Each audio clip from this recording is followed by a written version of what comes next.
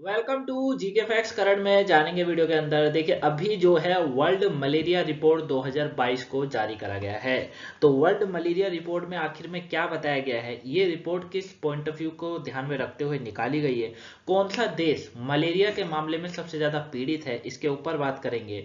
कुल मिला के टॉपिक पेपर के पॉइंट ऑफ व्यू से इंपॉर्टेंट है। 1 या 2 नंबर का क्वेश्चन होता है जो कि आपसे एग्जाम में पूछ लिया जाता है यहाँ से। तो आपको ये वीडियो और टॉपिक ध्यान से समझना है। साथ में अगर आपको इसका पीडीएफ चाहिए तो वो टेलीग्राम पर मिल ही जाएगा। टेलीग्राम का जो लिंक है नीचे डिस्क्रिप्शन बॉक्स में दिया हुआ है, वहां से आप हमें टेलीग्राम पर ज्वाइन कर सकते हैं और इसका लिंक को प्राप्त कर सकते हैं। क्लियर है? तो टेलीग्राम जरूर ज्वाइन कर लिए, साथ में फेसबुक इंस्टाग्राम पे आप हमें फॉलो कर सकते हैं।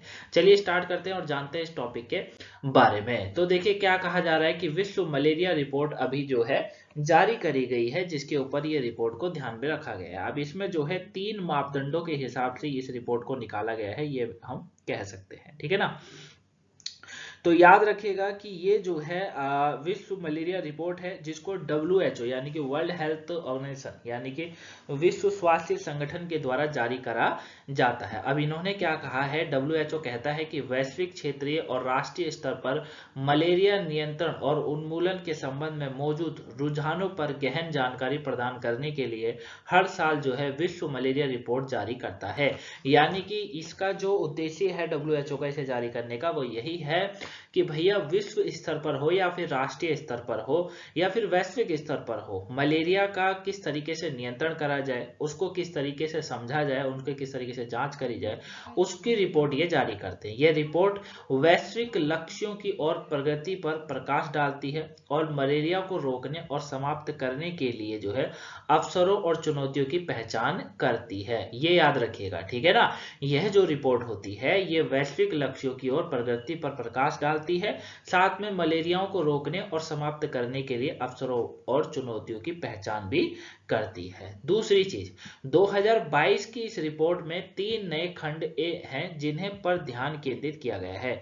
यानी कि अगर आपसे कभी पूछ लिया जाए कि अभी जो विश्व मलेरिया रिपोर्ट जारी हुई थी, इसमें 3 नए मापदंड थे, कौन से थे भैया? सबसे पहला, 2021 और 22 में शुरू की गई वैश्विक और क्षेत्रीय पहल, इसको शामिल करा गया।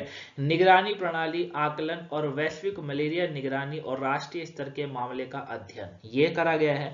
अनुसाधन और विकास, साथ में इसमें जो है कीटनाशक उपचारित मच्छरदानी की घटित प्रभावशीलता जो है पर विशेष ध्यान देने के साथ मलेरिया नियंत्रण के खतरों में एक विस्तारित खंड भी शामिल करा गया। यानी कि इसमें 3 बातों को याद रखा गया है। सबसे पहला है 2021-22 में शुरू की गई वैश्विक और क्षेत्रीय पहल, यानी कि विश्व में और क्षेत्रीय मतलब देशों के अंदर अपने अपने मलेरिया को निपटाने के लिए, मतलब मलेरिया को खत्म करने के लिए किस तरीके से पहल चली गई, किस तरीके से रणनीति बनाई गई, उसके ऊपर ध्यान केंद्रित है।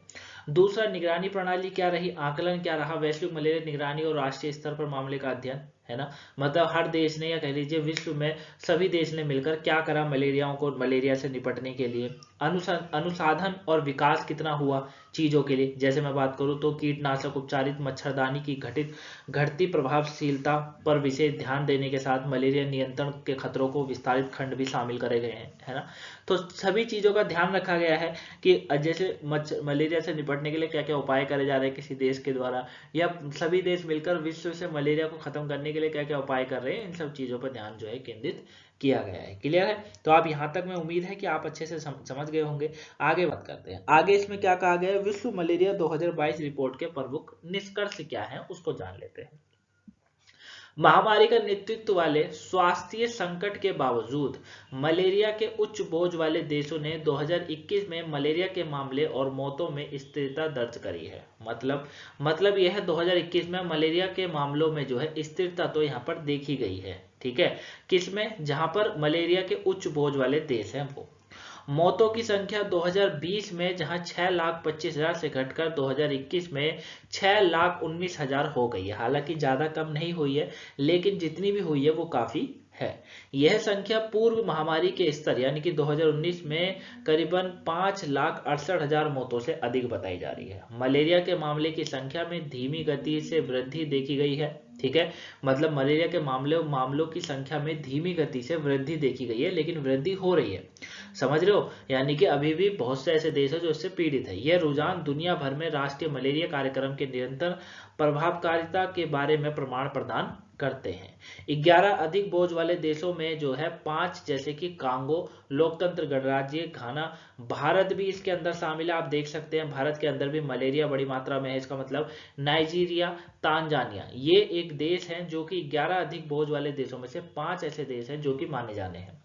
मलेरिया से होने वाली मौतों की संख्या में गिरावट दर्ज की गई है इन देशों में, ये भी कहा गया है। हालांकि ये देश वैश्विक मलेरिया बोझ में सबसे अधिक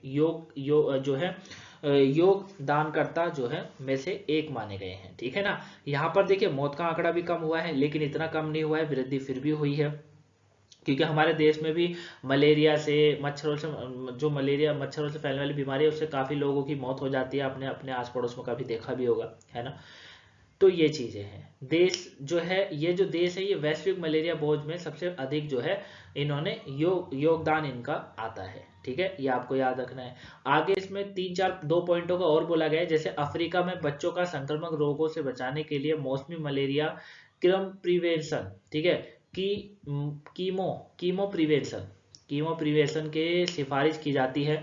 2020 और 19 के आंकड़ों की तुलना में 2021 में उपचार प्राप्त करने वाले बच्चों की संख्या में वृद्धि हुई है। यहाँ पर कहाँ पर? अफ्रीका के अंदर। याद रखिएगा, कोविड-19 महामारी ने मलेरिया को पूरी तरह से समाप्त करने के लक्ष्य की दिशा में दुनिया की प्रगति को पटरी से उतार दिया है अभी।